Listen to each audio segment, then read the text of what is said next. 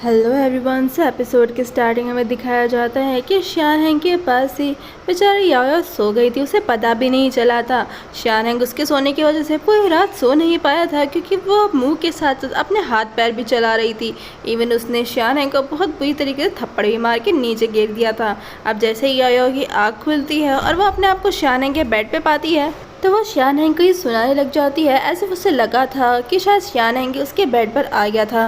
फिर शान हैंग उसे बताता है कि कल रात उसने उसके साथ क्या क्या किया। अब यहाँ पर याओ को याद आता है कि शान हैंग को उसने पूरी रात भर सोने नहीं दिया, पूरी रात उसके बेड पर ही कब्जा कर लिया और पूरी रात उसे बहुत ज़्यादा परेशान किया। याओ को जब सब कुछ याद आता है तो वो काफ़ी एम्बेरस फील कर रही थी और वो शान हैंग से ही माफ़ी मांगती है उसके बिहेवियर के लिए। तभी शान हैंग उसे बताता है एक मीटिंग ट्रिप पर चलने के लिए। नेक्स्ट सीन में वो मीटिंग के लिए चले जाते हैं, जहाँ पर वो मिस्टर बैंक से मिलते हैं। मिस्टर बैंक कैरेक्टर का कुछ खास अच्छा इंसान नहीं था और ये बात शान हैंग जानता था, इसलिए वो याओ को उससे दूर ही रखता है ताकि बैंक की गंदी नज़र शान याओ पर ना पड़े, क्योंकि शान हैंग किसी भी कीमत पर याओ को तो खतरे में नहीं डालने देना चाहता था। इसलिए हर वक्त वो उसे अपने साथ ही रख रहा था। मीटिंग एरिया में जाते टाइम भी याओ भी इस बात का ध्यान रख रही थी कि वो शान हैंग के साथ ही रहे, क्योंकि वही उसे प्रोटेक्ट कर सकता था। वहीं बैंक की गंदी नज़र याओ पे पड़ चुकी थी। जब मीटिंग चल रही होती है तो सभी लोग मीटिंग पर ही फोकस करते हैं, लेकिन बैंक याओ की ही फ़ोटो खींचने में बिजी था। लेकिन ये बात याओ को पता नहीं चल पाती, क्योंकि उसे शायद ऐसा लग रहा था कि वो अपनी ही सेल्फीज ले रहा है। जब मीटिंग में छोटा सा ब्रेक होता है तब याओ को बहुत ज़्यादा भूख लगी थी और यह बात शान हैंग समझ चुका था, इसीलिए वो बहाने करके उसे बाहर भेज देता है और कहता है कि जाकर बाहर से फाइल्स मंगवा लो। शान हैंग याओ की फ़िक्र तो बहुत करता था, लेकिन वो जताता नहीं था। याओ को तो ऐसा ही लगता है कि शायद उसने फाइल्स के लिए ही उसे भेजा है, लेकिन बाहर जाकर ही शान हैंग उसे टेक्स्ट कर देता है कि फाइल्स मंगवाने की ज़रूरत नहीं है, बैग के अंदर चॉकलेट्स रखी हुई हैं, चाहो तो तुम खा सकती हो। याओ भी समझ जाती है कि शान हैंग को पता चल गया था कि मुझे भूख लगी, इसलिए उसने एक चॉकलेट शान हैंग के लिए ही रख दी थी। बाद में जब मीटिंग ख़त्म हो जाती है और याओ से उसके आइडियाज़ पूछे जाते हैं, तब उसके आइडियाज़ सभी लोगों को काफ़ी ज़्यादा पसंद आते हैं। इवन शान हैंग भी उससे काफ़ी ज़्यादा इम्प्रेस हो गया था। लेकिन याओ को भी यहाँ पर शान हैंग पर अब क्रश आने लगा था। वहीं बैंक जाते जाते उन्हें कल डिनर के लिए इन्वाइट करता है, जिसके लिए शान हैंग मान गया था। लेकिन बैंक जब छोड़ने के लिए जाता है याओ को, तो वो उसे टच करता है जो याओ को पसंद नहीं आता। लेकिन शान हैंग को इस बारे में याओ कुछ भी नहीं बताती। होटल रूम में जाने के बाद जब याओ अपना काम कर रही होती है, तब वो शान हैंग के बारे में ही सोच रही थी कि वो कितना अच्छा इंसान है। वो उसकी इतने फ़िक्र तो करता है, लेकिन वो जताता नहीं है। उसे समझ में आ जाता है कि शान हैंग ने अभी तो कुछ भी नहीं खाया है, इसीलिए वो उसे थैंक्स बोलने के लिए पहुंच जाती है उसके लिए डिनर लेकर। लेकिन जब शान हैंग को वो वार्डरोब में देखती है, तब बस उसे देखती ही रह जाती है। वहीं शान हैंग को काफ़ी अनकम्फर्टेबल फील होता है उसके सामने, क्योंकि वो उसे इस तरीके से तो अपने आप को नहीं दिखवाना चाहता था। लेकिन गलती से याओ उसकी चेस्ट पर ही हाथ रख देती है, जिसकी वजह से शान हैंग बहुत ज़्यादा एम्बेरस फील करता है कि आखिर करना क्या चाह रही है। वो याओ को बोल देता है कि तुम चाह रही हो वैसा कुछ भी नहीं होने वाला। तब याओ कहती है कि आप गलत समझ रहे हैं, मैं तो बस आपके लिए फ़िक्र कर रही थी, क्योंकि आपने सुबह से कुछ भी नहीं खाया है, इसीलिए मैं आपके लिए होटल से पॉरिश लेकर आई हूँ ताकि आप उसे खा लीजिए। लेकिन वो जब खाने लगता है तब उसे उस पॉरिश का टेस्ट कुछ खास पसंद नहीं आता, तो याओ खुद अपने हाथों से उसके लिए पॉरिश बनाती है। जब वो उसके लिए पॉरिश बना रही थी, तब शान हैंग बस उसी को ही देखता रहता है। इवन उसे देखते देखते ही उसे नींद आ जाती है।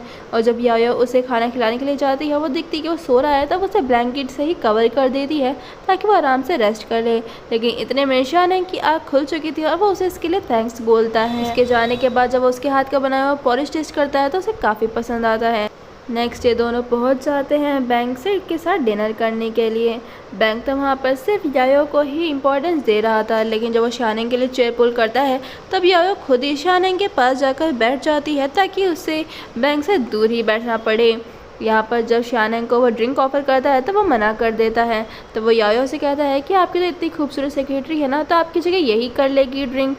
अब याओ को भी ऐसा लगने लगता है कि पहले भी वो ऐसी तरीके से ड्रिंक करती थी, तो शायद इस लॉ फर्म में भी ऐसा ही चलता हो। इसलिए वो उसके लिए जब ड्रिंक करने के लिए जाती है, तब शान हैंग मना कर देता है कि ये मेरे रूल्स के ख़िलाफ़ है, हम यहाँ पर सिर्फ डिनर करने के लिए आए हैं, ना कि कोई इस तरीके से मीटिंग करने के लिए। और मैं इस चीज़ को बिल्कुल ही बर्दाश्त नहीं करूँगा कि मेरा इस तरह बेवजह ड्रिंक शेयर करें, क्योंकि हम लोग कोई दोस्त नहीं हैं जो हम आपके साथ ड्रिंक शेयर करें। अब ये बात देख कर यायो को बहुत अच्छा लगता है, लेकिन बैंक फिर भी इंसिस्ट कर रहा था। शानैंग इस बार थोड़ा सख्त होकर बैंक से मना कर देता है कि ये सब मेरे प्रिंसिपल्स के खिलाफ है और मैं अपने प्रिंसिपल्स के अगेंस्ट कभी भी नहीं जाता। अब ये देख कर यायो को बहुत ही ज़्यादा अच्छा लगता है कि आज पहली बार उसके लिए किसी ने इस तरीके से साइड ली।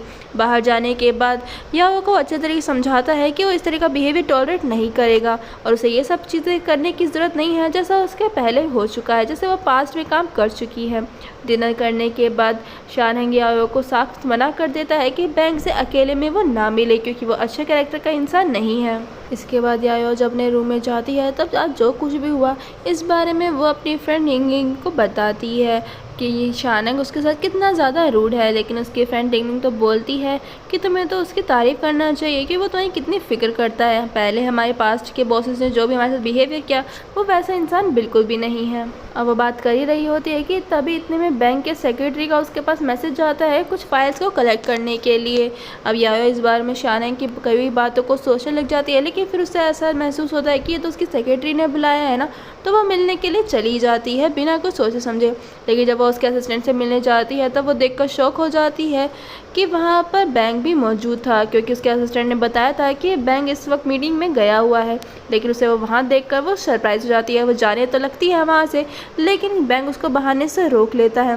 बैंक अपने असिस्टेंट को वहाँ से भेज देता है और उसका असिस्टेंट बाहर से डोर को लॉक कर देता है। अब यहाँ पर बैंक के इंटेंशन साफ साफ समझ में आ रहे थे कि वो याओ के लिए कुछ खास अच्छे नहीं हैं। वो याओ से कहता है कि मेरी बैक में पेन हो रहा है, प्लीज़ तुम ये डॉक्यूमेंट्स उठा कर दे दो। और जब वो झुकती है उसे उठाने के लिए तब ये बैंक की नीयत और भी ज़्यादा गंदी हो जाती है और वो उसके पास चला जाता है। ये सब देखकर याओ बहुत ज़्यादा घबरा गई थी। वो तुरंत ही अपने मोबाइल का कैमरा ऑन कर लेती है ताकि वो बैंक के अगेंस्ट सबूत इकट्ठा कर सके। वो बैंक को खुद से दूर धक्का दे देती है, लेकिन बैंक को इन सब में मज़ा आ रहा था। याओ तो घबरा गई थी और वो तुरंत ही कैमरा उसके सामने कर लेती है। जब बैंक अपने कपड़े खोलने लग जाता है, अब सामने कैमरा को देखकर यहाँ पर याओ इस तरीके से एक्ट करती है जैसे वो शानैंग से ही बात कर रही हो और इसी मौके का फ़ायदा उठाकर वो वहाँ से भाग जाती है। अपने रूम में जाने के बाद बहुत ही ज़्यादा इमोशनल हो गई थी और वो इन सब वीडियो को सेव करने ही लगती है कि इतने में ही शानैंग के बुलाने की आवाज़ आती है। वो अपने आंसू पोंछ तो लेती है, लेकिन जैसे ही शानैंग उसकी आंखों में देखता है वो समझ जाता है कि कुछ ना कुछ तो गड़बड़ है, उसके साथ ज़रूर कुछ हुआ है। वो उससे पूछते हैं कि आखिर मैटर क्या है। याओ तो उसे नहीं बताती, लेकिन जो वीडियो उसने बनाई थी वो अपने आप ही चलने लग जाती है। तब शानैंग समझ जाता है कि इसके पीछे ज़रूर बैंक का ही हाथ है। वो बैंक से मिलने के लिए गई थी और ये सब कुछ उसके साथ हुआ। ये वीडियो देखकर शानैंग को बहुत ही ज़्यादा गुस्सा आ जाता है।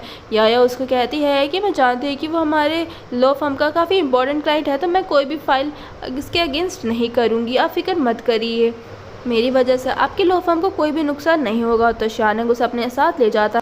याओ को ऐसा लगता है कि शायद वो बैंक से माफ़ी मंगवाने के लिए उसे अपने साथ ले जा रहा है, लेकिन बैंक तो वहाँ पर इस तरीके से बैठा हुआ था जैसे कि कुछ हुआ ही ना हो। याओ को तो काफ़ी ज़्यादा गुस्सा आ रहा था, लेकिन इतने में ही शानैंग उसे इतनी ज़ोर से पंच मारता है बैंक को कि याओ भी देखकर सरप्राइज़ हो जाती है, क्योंकि उसने ये एक्सपेक्ट नहीं किया था। वहीं बैंक बोलता है कि आखिर तुम मेरे साथ ऐसे कैसे कर सकते हो, मैं तुम्हारी लॉ फर्म का काफ़ी इंपॉर्टेंट क्लाइंट हूँ, तुम मेरे साथ इस तरह से बिहेव नहीं कर सकते। फिर शानैंग वही बातें रिपीट करता है जो बैंक ने याओ से कही थी। तो बैंक समझ जाता है कि शानैंग को सब कुछ पता चल चुका है। वो उसके लिए उससे माफ़ी मांगता है। शानैंग याओ से कहता है एक ब्लैंक पेपर लाने के लिए और उस ब्लैंक पेपर पे वो उसके साइन लेता है और ये बता देता है कि आज से हमारी लॉ फर्म इस आदमी के साथ किसी भी तरह का कोई भी कॉन्ट्रैक्ट नहीं करेगी, यानी वो बैंक के साथ अपने सारे रिलेशनशिप ख़त्म कर देता है। अब शानैंग ने तो अपने गेम ले लिया था, वहीं याओ भी पीछे नहीं हटती। याओ भी कहती है कि अगर तुमने हमारे शानैंग के खिलाफ कुछ भी तरह का एक्शन लेने की कोशिश करी तो मैं इस वीडियो को पोस्ट कर दूंगी और तुम भाई और भी ज़्यादा प्रॉब्लम फंस जाओगे। अब वो बैंक याओ से कुछ कहता है, इससे पहले ही शानैंग बीच में आकर याओ को अपने साथ ले जाता है, एज इफ वो उसे उसके साथ एक सेकंड भी बर्दाश्त नहीं कर सकता था। और ये देखकर याओ को बहुत ही ज़्यादा अच्छा लगता है। अब शानैंग के लिए भी वो फील करने लगी थी। और इसी के साथ हमारे इस एपिसोड का एक्सप्लेनेशन यहीं पर ही ख़त्म होता है। गाइस, जाने से पहले मेरे चैनल को ज़रूर सब्सक्राइब करिएगा, कमेंट करके बताइएगा कि आपको ये ड्रामा कैसा लगा। Thanks for watching.